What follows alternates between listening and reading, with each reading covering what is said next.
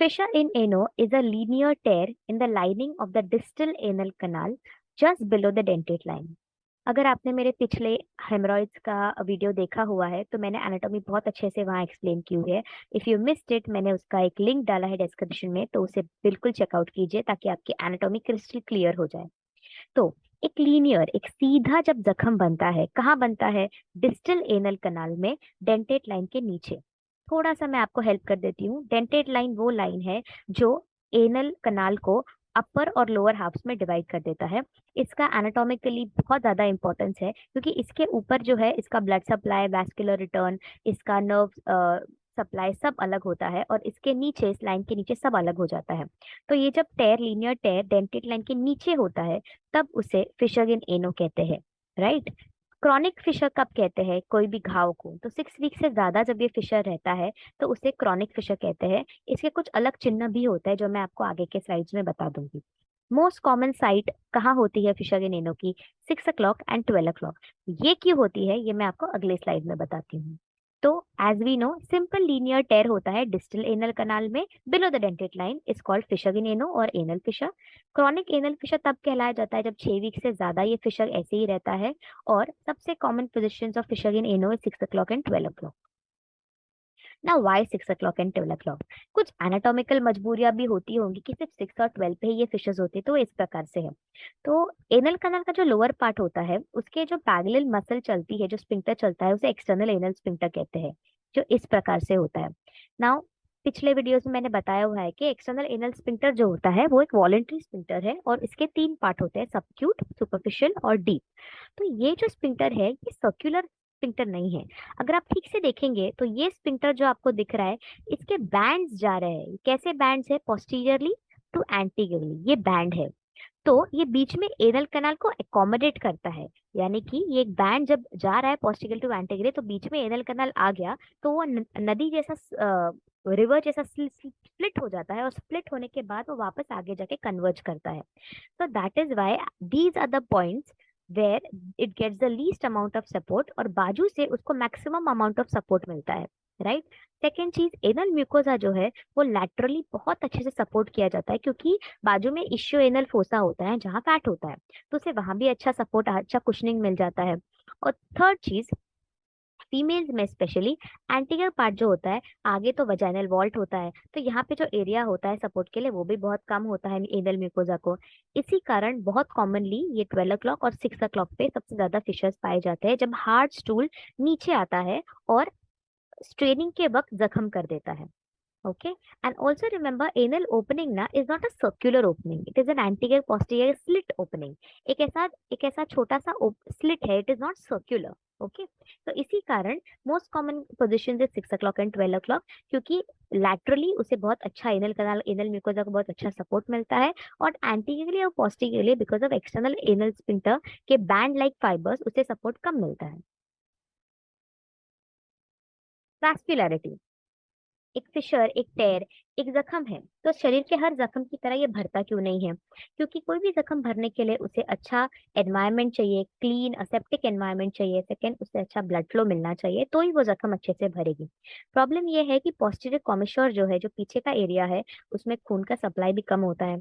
और फिशर का मेन चीज तो यही होता है कि स्पिंक्टर जो है, जो इंटरनल एनल स्पिंक्टर है, वो हाइपरटोनिया में चला जाता है, वो स्पिंक्टर स्पाज्म में चला जाता है। तो जब कोई भी स्पिंक्टर स्पाज्म में चला जाता है, जकड़ जाता है, तो उसमें कंप्रेशन होता है, कंट्यूजन होता है, और ये जब इस प्रकार से जकड़ जाता है तो उसके पासिंग जो भी वेसल है, जो भी वैस्कुलेचर है, वो सब दब जाता है। ओके, तो जब इंटरनल एनल स्पिंक्टर कंट्यूजन एक कंप्रेशन में पहुंच जाता है, तो इंफीरियर रेक्टल आर्टरी जो है, जो उसको ट्रेवर्स करती है, उसे भेद देती है लोअर एनल कैनाल को ब्लड सप्लाई करने के लिए, वो भी दब जाती है। तो इसके वजह से ऑलरेडी जो ब्लड सप्लाई कम है वो और कम हो जाता है।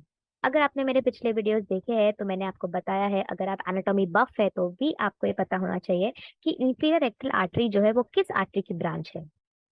वो ब्रांच है इंटरनल पुडेंडल आर्टरी की। तो इस प्रकार से जब इंफीरियर रेक्टल आर्टरी भी कंप्रेस हो जाती है तो ब्लड सप्लाई कम हो जाता है, तो पहले से ही जिस वुंड को हीलिंग के लिए ज्यादा ब्लड चाहिए उसे कम मिल जाता है। और एक मापदंड यूज किया गया है जिसे कहते हैं डॉपलर फ्लोमेट्री। ये डॉपलर स्टडी जो है एक प्रोब से की जाती है, जहाँ पे वो प्रोब वो एरिया में टिश्यू में कितना ब्लड सप्लाई हो रहा है, आर्टेरियल ब्लड सप्लाई कैसा है, वीनस रिटर्न कैसा है, ये देखने के लिए किया जाता है। तो इससे पता चलता है कि टिश्यू को इनफ ब्लड सप्लाई मिल भी रहा है या नहीं। एक छोटी सी एक टिप बता देती हूँ। वेरिकोज वेन्स में भी पेशेंट को डॉपलर किया जाता है, वीनस डॉपलर स्टडी, ये देखने के लिए कि कौन सा वाल्व ग्रेट सैफिनस वेन में कितने परफोरेटर्स, क्या खराबी है। तो इस प्रकार से डॉपलर फ्लोमेट्री जब यहाँ की गई फिशर के साइड पे, तो वहां पे भी एनोडर्म में ब्लड फ्लो कम देखा गया, इसीलिए फिशर जल्दी हील नहीं होते। तो these are the two reasons. Vascularity compromise हो जाती है because of sphincter spasm, especially the internal anal sphincter, और anatomically भी उसे बहुत कम सपोर्ट मिलता है एंटीरियर और पोस्टीरियर साइड पे, इसीलिए फिशर्स बहुत कॉमन 6 o'clock और 12 o'clock पोजिशन पे होते हैं। ये फिशर्स होते क्यों है? सबसे पहले तो कॉन्स्टिपेशन। कॉन्स्टिपेशन कर हो के पेशेंट जो है हार्ड स्टूल को, हार्ड फीकल बोलस को जब स्ट्रेन करके बहुत देर तक कुंथन जिसे कहते हैं वो करके ढकेलने की कोशिश करता है, तो याद रखिए एनल म्यूकोसा बहुत ही सॉफ्ट होता है। It is as soft as your inner surface of your mouth, your buccal mucosa. तो उसमें जब ये हार्ड स्टूल पूरा रगड़ कर, पूरा घिस कर जाता है, अब्रेजन कॉज करता है, तब जाके वो जख्म होती है जिससे फिशर कॉज होता है। So constipation is the number one cause which causes straining. Painful, long straining during defecation is one of the most important causes of formation of fissure. Other causes भी हो सकते हैं, जैसे अगर पेशेंट बहुत बार diarrhoea का शिकार होके बार बार पेट साफ करने जा रहा है, तो उसका स्पिंक्टर जो है वो कंटिन्यूअसली कॉन्ट्रैक्ट रिलैक्स कर करके धीरे धीरे हाइपरटोनिया में चला जाता है। कुछ non specific inflammatory bowel diseases भी होते हैं। कुछ स्पेसिफिक इन्फ्लेमेटरी कंडीशन जैसे सिफिलिस है, गनोरिया है, क्लाइमाइडिया है, ये सब वीडीआरएल है, वेनिकल डिसीजेस है, हर्पीज है, एचआईवी एड्स है। और बहुत कॉमनली 10 ये एंटीरियर पोस्टीरियर छोड़ के अगर साइड में लैटरली अगर फिशर्स देखे जाए, तो ये सारे Crohn's disease, ulcerative colitis, syphilis, TB, leukaemia, these are very common reason कि लैटरली पेशेंट को बार बार more than common sites laterally patient को फिशर्स हो रहे हैं। So 10% of the times patients come with anterior fissure in ano, 90% of the times patients come with posterior fissure in ano, and less than 1% जब उनको Krones या ulcerative colitis या फिर syphilis, TB, leukaemia है, तब लैटरल फिशर्स देखे जाते हैं। तो अब इसे याद रखना बहुत जरूरी है, ये डायग्राम याद रखिए, ताकि अगर रियल लाइफ में आपके इंटर्नशिप के वक्त, आपके पोस्टिंग्स के वक्त आपको लैटरली फिशर्स दिखे, तो आप ये याद रखें कि ये नॉर्मल से हटके है। Types of anal fissures, acute and chronic. Acute जैसे हर जख्म जो होता है वो सुपरफिशियल स्टार्टिंग के फेजेस में होता है, और ये धीरे धीरे जाके डीप होते जाता है और अंडरलाइंग इंटरनल स्पिंक्टर को अपनी जकड़ में ले लेता है। ये एक्यूट फिशर, एक्यूट फिशर बड़ा ही पेनफुल होता है, पर वो सिर्फ एक टेयर होता है, एक लीनियर एक जख्म होती है, राइट। कहीं पे भी और कुछ भी उसमें दिखाई नहीं देता है। So this is acute fissure, it is simply a linear tear. It deepens to sometimes expose the internal anal sphincter, but nothing more to it than this, which is seen in the anal canal. Chronic fissures के क्या चिन्ह हैं? इसमें कुछ changes हो जाते हैं धीरे धीरे। जैसे हर जख्म को भरने की कोशिश बॉडी करती है, ये भी एक जख्म है जिसे भरने की कोशिश बॉडी करती है, तो एक सेंटिनल टैग बन जाता है। याद रखिए सेंटिनल का मीनिंग क्या है। Sentinel comes from the word centenary. Centenary यानी कि पहले के जमाने में जब आर्मी लड़ा करती थी, तो एक छोटी टुकड़ी आगे भेज दिया करते थे जिसे सेंटिनरी कहते थे। तो सेंटिनरी, ये छोटी टुकड़ी हमेशा आगे रहती थी, जैसे फर्स्ट लाइन ऑफ डिफेंस। तो इसी प्रकार ये जो सेंटिनल टैग है, इसे सेंटिनल पाइल भी कहते हैं, ये फिशर को बाहर की तरफ गार्ड करता है, so it is called as sentinel tag. और इसी का छोटा भाई अंदर की तरफ जब बनता है, that is called as hypertrophied anal papilla.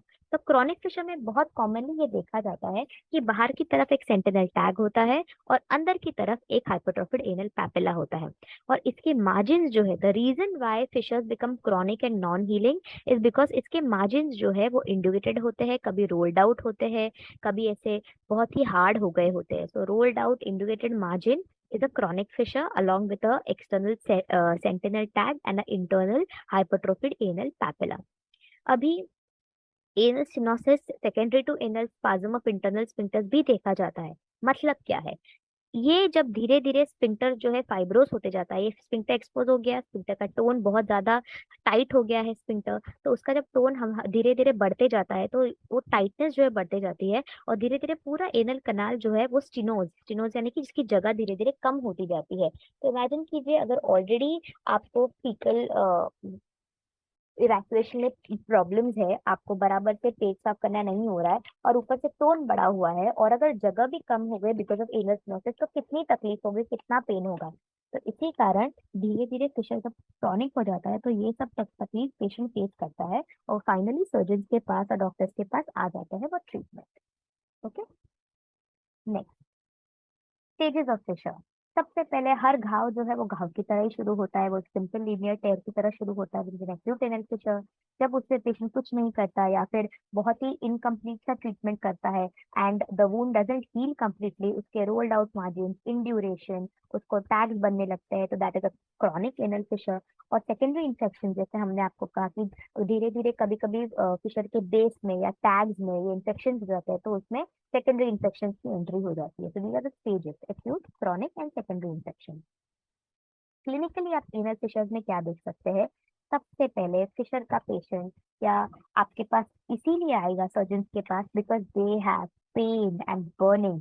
That pain is so much debilitating pain, patient बहुत घंटों तक पेट साफ करने के बाद बैठ ही नहीं पाता, इतना पेन होता है उनको। तो pen eight defecation, even after defecation, burning post defecation. कभी कभी ये अगर ऐसा जख्म है और यहाँ से स्टूल अगर बाहर आ रहा है, तो ये जख्म को जो ब्लड होता है ये स्टूल को लग के आता है, तो वो लग के आना is a streak of blood. एक ब्लड की एक ऐसी एक छोटी सी पतली सी ऐसी एक धार आती है, वो स्टूल जो है, जो फीकल मैटर है, उसको लग के आती है, that is a blood streak stool. याद रखिए, पाइल्स और फिशर में यही फर्क है, पाइल्स में ड्रॉप्स ऑफ ब्लड आते हैं, टप टप खून गिरता है, स्प्लैशेस आते हैं पैन में, बट कभी स्ट्रीकिंग बहुत रेयरली होती है, जबकि फिशर्स में streak of blood is more common. Constipation जो मेन कॉज ही है, तो वो और बढ़ाते जाता है, तो कैसे होता है मैं आपको बताती हूँ। अभी कोई भी जख्म है तो जख्म में से थोड़ा सीरस फ्लूइड, सीरोएंगवेनस फ्लूइड तो बहता ही हो, तो ये जो डिस्चार्ज होते रहता है वो इस फिशर में से देखा जाता है, और इसके कारण पेरिएनल रीजन में थोड़ी खुजली आती है, जिसे हम प्रोराइटिस कहते हैं। और स्किन टैग तो हमको पता ही है, जब फिशर धीरे धीरे बढ़ते जाता है तो बॉडी उसे हील करने की कोशिश करती है, और उसकी फिराक में एक बाहर की तरफ एक सेंटिनल टैग या स्किन टैग बना देती है। तो पेन इज सो सिवियर, तो इतना दर्द होता है पेशेंट को कि पेशेंट लिटरली बाथरूम को जाने से डरते हैं, तो बाथरूम नहीं जाते या कम खाते हैं। अब यार देखिए, जब खाना इतना टाइम इंटेस्टाइन में ऐसे ही पड़ा रहेगा, अगर पेशेंट डेफिकेशन के लिए नहीं जाएगा तो वो और ड्राई होते जाता है, वो और हार्ड होते जाता है, तो इतना हार्ड स्टूल जो है वो धकेलने के लिए पेशेंट को वापस जोर देना पड़ता है, और जो ऑलरेडी फटा हुआ एनल म्यूकोसा है, जो टेयर है, वो और फट जाता है। तो एक साइकिल बन जाती है। पेन को रोकने के लिए हम पेशेंट पेट साफ करने नहीं जाता, पेट साफ नहीं होता है, इसके लिए स्टूल और हार्ड होते रहता है, और हार्ड स्टूल पास करते टाइम और ज्यादा फिशर बढ़ जाता है, और उससे और ज्यादा पेन होता है, तो ये विशियस साइकिल बन जाती है, जिसका कहीं ना कहीं तो तोड़ के लिए पेशेंट हमारे पास सर्जन के पास आता है। तो basically pain, bleeding, burning, constipation, discharge, खुजली आना, प्लूराइटिस, और स्किन टैग्स बन जाना, ये क्लिनिकल साइंस है एनल फिशर के। अभी यही सोचा, जब क्रॉनिक होने लगता है तो क्या होता है? धीरे धीरे फिशर का बेस जो है इश्चीमिया की वजह से या इन्फेक्शन की वजह से या लिम्फेटिक ऑब्स्ट्रक्शन की वजह से नॉन हीलिंग बन जाता है, और इसकी वजह से, जैसे मैंने आपको पहले कहा, एक स्किन बन जाता है, इसे सेंटिनल पाइल कहते हैं, अंदर की तरफ एक हाइपरट्रोफिड पैपिले बन जाते हैं, और रोल्ड आउट मार्जिन बन जाते हैं, तो this is more of a chronic fissure. और ये फिशर जो है वो आगे जाके ट्रीट करते टाइम हमें बहुत प्रॉब्लम्स होते हैं, क्योंकि there is other than the obvious gold standard that is lateral internal sphincterotomy, हमें बहुत और चीजें करनी पड़ती है, that I tell you in the fourth coming slide. Differential diagnosis. कभी कभी पेन जो होता है वो फिशर के वजह से ही नहीं होता है। बहुत सारा टाइम ये बोला जाता है कि पाइल्स में पेन नहीं होता, ये बड़ा ही अधूरा सा ज्ञान है। पाइल्स में पेन होता है, अगर एक्सटर्नल थ्रोम्बोज्ड पाइल्स है, अगर इन्फ्लेम्ड पाइल्स है, अगर एक्सटर्नल स्ट्रैंगुलेटेड पाइल्स है, तो ये सारे में पेशेंट को पेन होता है, और पेशेंट को लगता है कि ये फिशर, ये जख्म है, इसके लिए पेन हो रहा है। तो डिफरेंशियल में हमेशा you should examine the patient, local examination करना चाहिए, और अगर आपको एक बम्प फील हो रहा है, गार्ड जैसा फील हो रहा है, दैट इज अ थ्रोम्बोज्ड पाइल्स। कभी कभी वो हेमाटोमा भी होता है, कभी कभी प्रोक्टैल्जिया फ्यूगैक्स करके कंडीशन होता है, जहाँ पे पेन और डिस्कम्फर्ट तो होता है पर उसका डेफिकेशन कोई रिलेशन नहीं होता है, और जो पेन है बहुत अंदरूनी, बहुत ही डीप सीटेड फील होता है, जबकि फिशर का पेन जो है बर्निंग प्रिकिंग सेंसेशन बहुत ही सुपरफिशियल होता है, राइट। और एक एब्सेस, अगर छोटा सबक्यूटेनियस एब्सेस है या पेरिएनल एब्सेस है तो उसमें भी पेन फिशर की तरह होता है, पर fissure is a anatomical problem, वहां पे एक लीनियर टेयर है जख्म है, और एब्सेस इज इन्फेक्टिव पैथोलॉजी। ये दोनों को जांचना, इसको डायग्नोज करना करेक्टली बहुत ही ज्यादा इंपॉर्टेंट, कि एब्सेस आपको जल्द से जल्द आईएनडी करके उसे ठीक करना पड़ता है, वरना वो अंदर ही अंदर बड़ा एक कुआं बनाते जाता है जिससे वो एब्सेस बढ़ जाता है। So differential diagnosis is proctalgia fugax, thrombosed hemorrhoids, and also abscesses which can be mistaken for fissure anemia. Examination, inspection के अलावा आपको कैसे पता चलेगा? पेशेंट बोलेगा मुझे पेन हो रहा है, पर वो पेन एक्सेस का है, वो पेन थ्रोम्बोज्ड हेमरॉइड का है, वो पेन फिशर का है, वो पेन फिस्टुला बन गया है छोटा सा, उसका है, किसका है, कैसे पता चलेगा? You have to always examine the patient. Patient shy हो कुछ भी हो, आपको कंसेंट लेनी है, उन्हें कन्विंस करना है, and always look at the pathology before you decide on any line of treatment. Okay. क्या नहीं कर सकते आप? इमेजिन कीजिए यहाँ पे एक टेयर है, सबसे पहले तो पेशेंट आपको पीआर करने कोरेक्टल एग्जामिनेशन करने देगा ही नहीं। आप उस पैर को थोड़ा भी स्ट्रेच करेंगे, पेशेंट चिल्लाएगा, कर्राएगा, और आपको करने नहीं देगा। सेकेंड, जब क्रॉनिक फिशर होता है, बहुत ज्यादा टाइम से 6 हफ्ते से ज्यादा फिशर चल रहा है, तो यहाँ पे एक बटन लाइक डिफॉर्मिटी हो ही जाती है, ऐसा फिटिंग फील होता है, क्योंकि वो रोल्ड आउट मार्जिन होते हैं, नीचे वो फिट बन गया होता है, और आपको बाहर से भी दिखाई देता है कि वो हम वहाँ पे टैग है। तो PR is Contra indicated. Scopy तो आप भूल ही जाइए, अगर आपका फिंगर ही नहीं अलाउ हो रहा है तो प्रोक्टोस्कोपी आप क्या ही करेंगे? एक्यूट फिशर्स, ओनली इंस्पेक्शन देख के ही समझ में आ जाता है। सिग्मोइडोस्कोपी का आपका क्या रोल है? अगर आपको ऐसा लग रहा है बहुत ज्यादा लैटरल फिशर्स बन गए हैं, बहुत ज्यादा अ, अजीब या नॉर्मल से हटके एग्जामिनेशन में दृश्य दिख रहा है, अंदर कोई सीए का चांसेस है या फिर अल्सर्स है, तो आप सिग्मोइडोस्कोपी कर सकते हैं। इसमें भी फ्लेक्सिबल सिग्मोइडोस्कोपी और रिजिड सिग्मोइडोस्कोपी दोनों चल जाएगा। अगर आपको एनल कनाल, रेक्टम और थोड़ा सा सिग्मोइड कोलन देखना है तो आप रिजिड कर सकते हैं। अगर आपको ऊपर तक डिसेंडिंग कोलन तक पूरा देखना है 65 सेंटीमीटर तक, तो आप फ्लेक्सिबल सिग्मोइडोस्कोपी भी कर सकते हैं। Just to rule out other lesions like CA, like ulcer, solid rectal ulcer, ये सब देखने के लिए आप ये कर सकते हैं। So the best examination is inspection. PR is contraindicated. COPY is contraindicated. Treatment में आप क्या कर सकते हैं? First is conservative line of treatment. Acute fissure में तो patient will never come to you saying कि मुझे ऑपरेट कराना है। पेशेंट विल 99% एमरखी केस में पेशेंट यही बोल के आते हैं कि दवा से ठीक कर दो। तो your first line of defence is always a conservative therapy. अगर आप ये नहीं करोगे और बोलेंगे डायरेक्टली पेशेंट को आपको ऑपरेट कराना पड़ेगा, तो पेशेंट भाग जाते हैं। तो कंजर्वेटिव थेरेपी में सबसे पहले वार्म वाटर के लिए एक वॉल्व याद रखिए, तो warm water, analgesic, local anaesthetics और स्टूल सॉफ्टनर। तो फिशर के लिए first line of treatment is valve, WALS, warm water. उसे कहते हैं hot sitz bath. Seeds bath यानी एक द्रोण या एक टब होता है जिसमें हम गुनगुना या गर्म पानी रखते हैं, उसका टेम्परेचर पहले ही देखना चाहिए। Never cause burns to a patient who has come to you for fissures, that is like cutting off your neck to help your nose, so it's really stupid. तो हॉट सिड्स बाथ लेना चाहिए, पर temperature एक normal होना चाहिए। Temperature shouldn't be too hot, temperature shouldn't be too tepid or too cold. It should be warm, right? उसमें 10 से 15 minute patient को पूरा गुदे स्थान अंदर डूब जाना चाहिए, ऐसे बैठना चाहिए, और उससे पेशेंट को एक फील गुड फैक्टर आता है। वो क्यों आता है? बिकॉज वार्म वाटर से वहाँ वेसोडाइलेशन होता है, पेशेंट के पेन के जो एंजाइम्स है वो रिप्लेस हो जाता है, जब अच्छा परफ्यूजन होता है, वुंड क्लीन भी रहता है, और पेशेंट को एक जनरल फील गुड फैक्टर आता है, which is a must have for any patient suffering from pain. Analgesics, over the counter, ibuprofen, ibugesic plus, diclofenac, आप कुछ भी दे सकते हैं analgesic. however you can also use intra anal और एक्टल suppositories. बहुत commonly diclofenac के 100 मिलीग्राम के suppositories आते हैं, कॉमन नाम है फेंसाब, जोनैक, जस्टिन सपोजिटरीज। बच्चों में 12.5 ग्राम के भी मिलीग्राम के भी आते हैं। So these analgesics are directly used inside the anal canal so that the pain subsides in the next 5 to 10 minutes. So you can do that also. Oral भी यूज कर सकते हैं आप, वो भी बहुत फायदेमंद होता है। लोकल एनेस्थेटिक्स, बड़े सारे क्रीम्स आते हैं, जेल्स आते हैं, जैसे लिग्नोकेन 2%, और भी आगे मैं आपको बताऊंगी। तो लिग्नोकेन, प्रिलोकेन, टेट्राकेन, ये सारे जो लोकल एनेस्थेटिक्स है वो भी आप लगा सकते हैं, जिससे एनेस्थीसिया लाइक थोड़ा नंबिंग इफेक्ट होता है और पेशेंट को पेन कम होता है। Stool softeners. See, constipation and hard stools are the main cause of formation of fissures, of continuation of fissures, of deepening of fissures, of aggravating of fissures. तो जब आप stool को कम हार्ड करेंगे, जब stool का passage आप easy कर देंगे, तो बशर्ते फिशर तो हील होगा ही अच्छे से, पर पेशेंट को एक सेटिस्फेक्शन भी मिलेगा, पेशेंट डरेगा नहीं पेट साफ करने से, और जो विशियस साइकिल है उसमें एक पॉइंट पे एक रोक लग जाएगी, राइट। अब बहुत सारे लोग बोलते हैं कि हाई फाइबर डाइट खाइए। हाई फाइबर डाइट ये क्यों नहीं खाना चाहिए when it comes to acute anal fissure, ये मैं आपको आगे बताऊंगी। कंजर्वेटिव थेरेपी में एक केमिकल स्फिंक्ट्रोटोमी भी आती है। केमिकल स्फिंक्ट्रोटोमी मतलब क्या?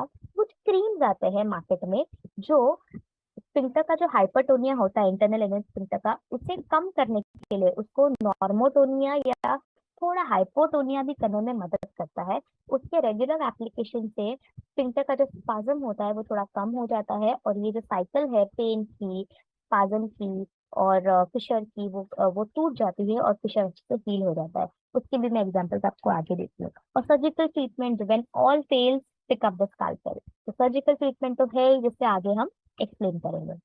कंजर्वेटिव ट्रीटमेंट इन डिटेल, तो क्या करता है सिर्फ बार, ये हाइपरटोनिया जो इनल स्फिंक्टर्स का है उसे रिलैक्स कर देता है गर्म पानी में बैठने से। इसलिए हम जब नहाते भी है तो एक एक अच्छा एक वेसोडाइलेशन होता है।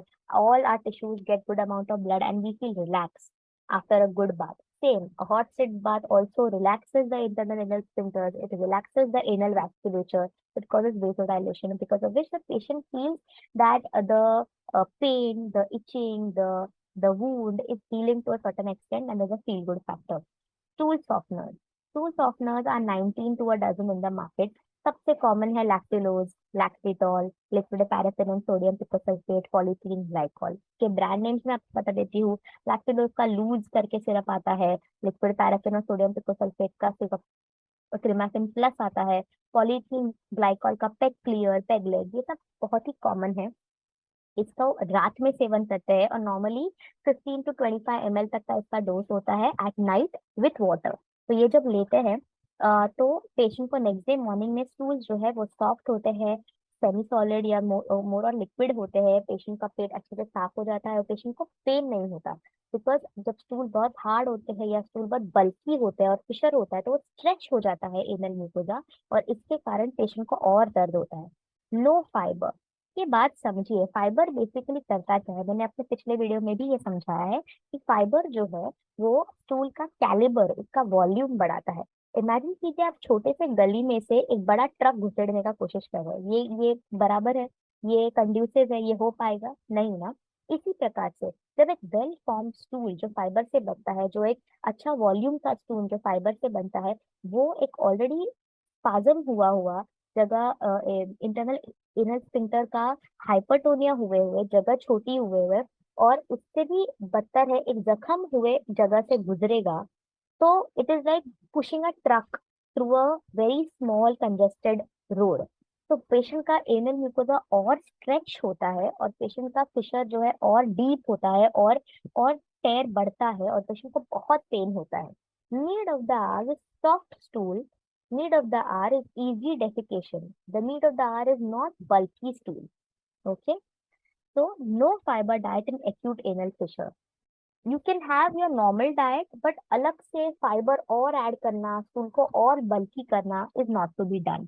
नॉर्मल फाइबर डाइट जो हमारा इंडियन फूड है, dal, rice, roti, sabzi, that all can be one, fruits can be taken, vegetables can be taken, but added fibre like psyllium, like isabgol, like methyl cellulose should not be taken. ना, conservative treatment से 50% healing हो जाता है, patient gets better in 3 to 4 days। बाकी का patient धीरे धीरे खुद ही बॉडी उसको एक इम्पेटस मिल जाता है, हील हो जाता है, patient feels better. Topical anaesthetic में लिग्नोकेन 2% जेली आती है, जो बहुत ही अच्छी एक लुब्रिकेंट भी होती है, 20-25 मिनट तक लगते हैं, एनेस्थेटिक प्रॉपर्टीज भी दिखाती है। तो it's win win situation when it comes to topical anaesthetic. ब्रह्मास्त्र एक ही है, avoid constipation at all cost. Constipation will further aggravate the problem, patient will become more worse when it comes to symptoms. So sit bath, stool softeners, no fiber, good topical anaesthetics like lignocaine या lox jelly जिसे हम कहते हैं, and avoiding constipation is the mainstay in conservative therapy when it comes to fissure in anal. Chemical sphincterotomy क्या है? कुछ ऐसे over the counter creams आते हैं जिनमें होता है ग्लिसरॉल ट्राइनाइट्राइट जिसे हम जीटीएन कहते हैं, डिल्टाइजाइन और निफिडिपिन। ये जो क्रीम्स है ये केमिकली स्पिंटर का जो टोन होता है, जो हाइपरटोनिया होता है, उसे रिलैक्स कर देता है। इसके 2 से 3 बार एप्लीकेशन करने पे दिन पे, where you to apply it around the anal verge and also on the fissure, ताकि स्पिंटर पे इसका मेन इफेक्ट हो। तो इससे स्पिंटर्स अच्छे से धीरे धीरे रिलैक्स होते जाते हैं, और एक बार स्पिंटर का हाइपरटोनिया कम हो गया तो धीरे धीरे परफ्यूजन से लेके सब कुछ, ब्लड भी, जैसे इंटरनल पोर्टल आर्टरी जो इंटीरियर आर्टरी का को आगे बढ़ाती है, उसका भी ब्लड अच्छे से आना शुरू हो जाता है, अच्छा वुंड हील होना स्टार्ट हो जाता है। सब विन विन सिचुएशन। तो इसके कुछ एग्जांपल्स है। अभी ना एक छोटा सा एक इन्फॉर्मेशन दे देती हूँ कि जीटीएन जो है वो पहले बहुत यूज होता था, पर जीटीएन का एक बहुत बुरा साइड इफेक्ट है chronic headache. Patient complaint of profuse headache, patient का सर दुखते रहता था जीटीएन के एप्लीकेशन से। तो अभी GTN max to max use नहीं होता है। अभी यूज होता है डिल्टाइजाइन, अभी 2%, अभी यूज होता है निफिडिपिन। तो इसके क्रीम्स है ना, Escort is nifedipine with lignocaine, Crimagel L is diltiazem with lignocaine. तो ये बहुत ही कॉमन है, जीटीएन, डिल्टाइजाइन और निफिडिपिन। उसमें भी बहुत ज्यादा यूज होता है डिल्टाइजाइन और nifedipine. Common examples are Escort cream and Crimagel L. ये बेसिकली केमिकल स्पिंक्टोटोमी स्पिंक्टर्स को रिलैक्स करता है और फिशर्स का हीलिंग एक्सपायराइट यानी कि जल्द से जल्द कर देता है। नया एक मेथड आया है मार्केट में, नया एज एन यूज किया जाता है, दैट इज बोtulinum टॉक्सिन। आपने बोटॉक्स का नाम तो सुना होगा, जो एक्ट्रेसेस यूज करती है टू रिमेन यंग। तो बोटॉक्स एक ऐसा टॉक्सिन है जो यहाँ पे फिशर्स में दिया जा सकता है, both in acute and chronic fissures. ये करता क्या है, ये जब एक्सटर्नल एनल स्पिंक्टर में फिशर के लैटरली दिया जाता है तो मसल जो है एक्सटर्नल एनल स्पिंक्टर का वो पैरालाइज कर देता है। और जब वो पैरालिसिस फिशर का हो जाता है तो स्पिंक्टर का हाइपरटोनिया, स्पिंक्टर जो और टाइट टाइट होते जा रहा है ना, वो रुक जाता है। तो स्पिंक्टर जब टाइट होना खुद से रुक जाता है तो बाय डिफॉल्ट ही फिशर जो है, फिशर का बॉडी का जो नेचुरल रिस्पॉन्स है फिशर को हील करना, फिशर को अच्छा ब्लड देना, क्योंकि ये जख्म है, जख्म को भरने की कोशिश शरीर खुद से ही करता है। तो वो टिश्यू परफ्यूजन अच्छा होने लगता है, टिश्यू हीलिंग शुरू हो जाता है और फिशर ठीक होने लगता है। तो Botox paralyses the muscle, which muscle? Internal anal sphincter का muscle. It can also be given into the external anal sphincter. So it paralyzes the muscle and then with that causes reduced sphincter hypertonia, which then leads to increased tissue perfusion and healing. तो 0.1 ml जो है diluted toxin use करते हैं। 2.5 Botox का एक vial आता है, 2.5 ये, और इंजेक्ट किया जाता है इंटरनल एनल स्फिंक्टर की just lateral to fissure, right. External और 0.2 ml into the internal anal sphincter, ये दोनों में से कुछ भी एक कर सकते हैं। 0.1 ml of diluted toxin toxin आप दे सकते हैं directly into the lateral part of the fissure into the external anal sphincter, या फिर इंटरनल एनल स्फिंक्टर के लैटरली दे सकते हैं फिशर के बाजू में 0.2 ml। दोनों में से कुछ तो एक आप कर सकते हैं। लैटरल इंटरनल स्फिंक्टरोटॉमी गोल्ड स्टैंडर्ड है ये सर्जिकल प्रोसीजर्स में। आज भी लैटरल इंटरनल स्फिंक्टर में का कोई तोड़ नहीं है। जब स्फिंक्टर का बहुत ज्यादा हाइपरटोनिया हो जाता है तो स्फिंक्टर के कुछ फाइबर्स को कट करके, कुछ फाइबर्स को ढीला करके उसे हाइपरटोनिया को, स्पाज्म को रिलीज कर देना, ये गोल्ड स्टैंडर्ड आज भी माना जाता है। इसके साथ साथ जिसे हम एलआईएस कहते हैं, इसके साथ साथ वो बाहर का जो स्किन टैग है वो भी कॉटरी से या फिर सिजर से या फिर स्काल्पेल से एक्सरसाइज कर देते हैं, और अंदर का पैपेला जो है वो कॉटराइज कर देते हैं।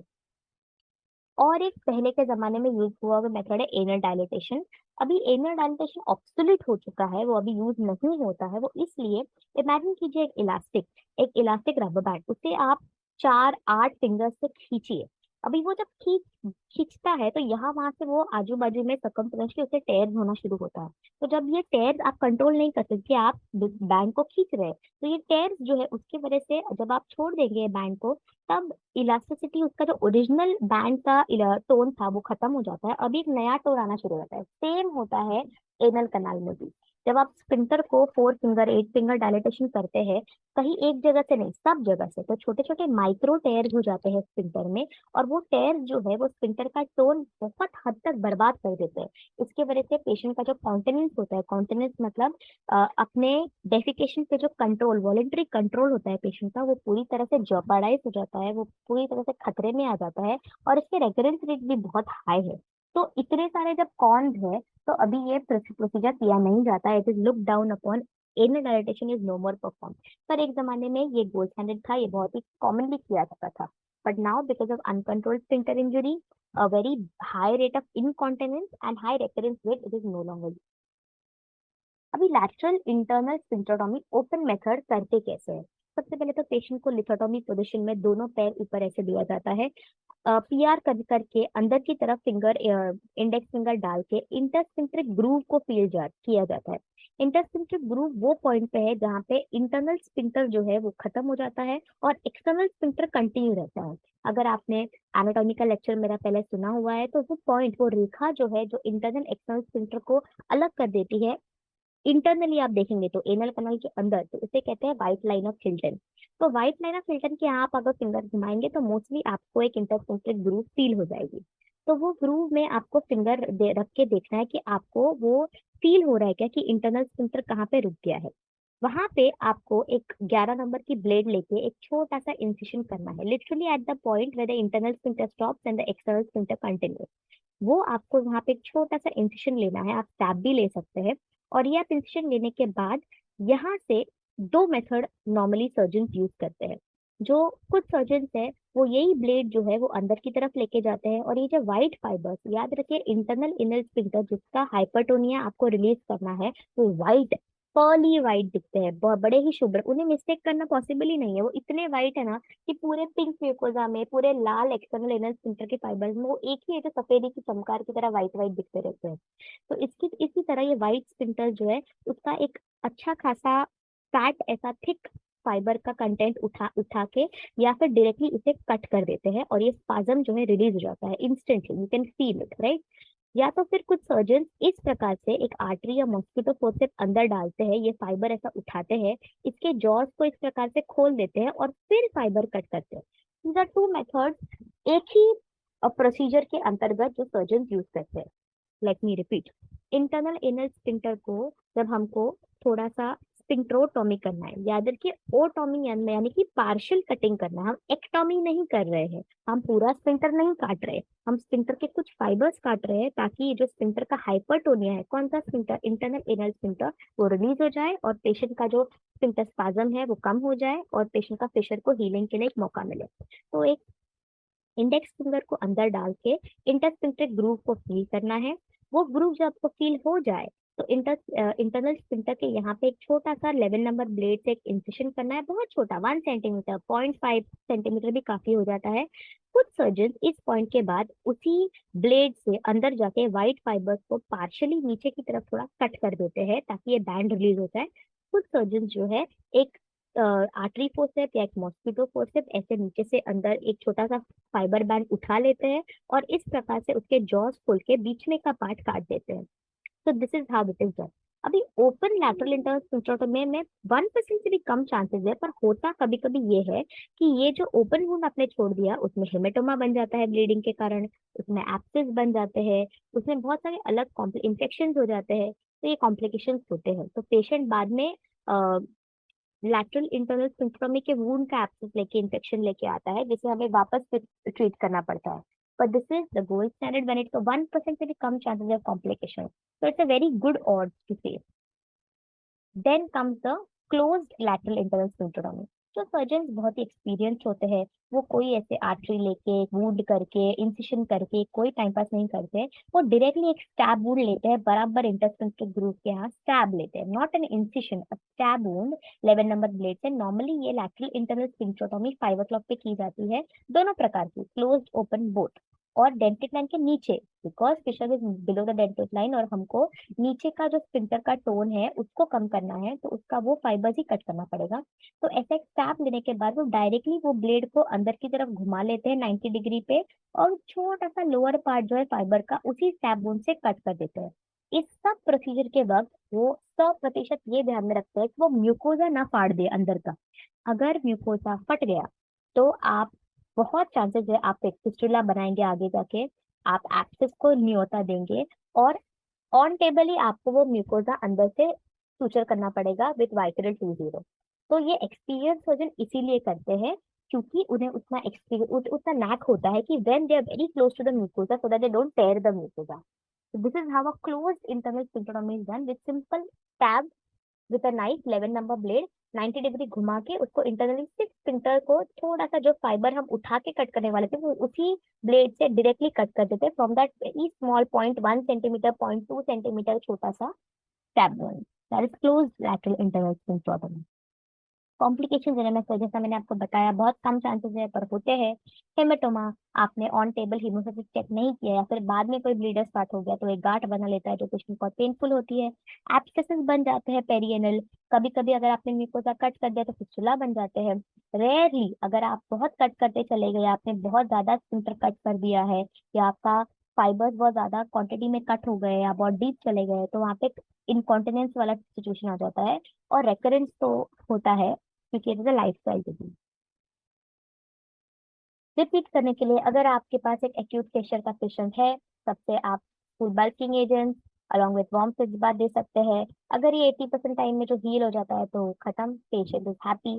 Suppose it is not healed, then you have to go for creams like GTN, nifedipine, you have to go for diltiazem cream.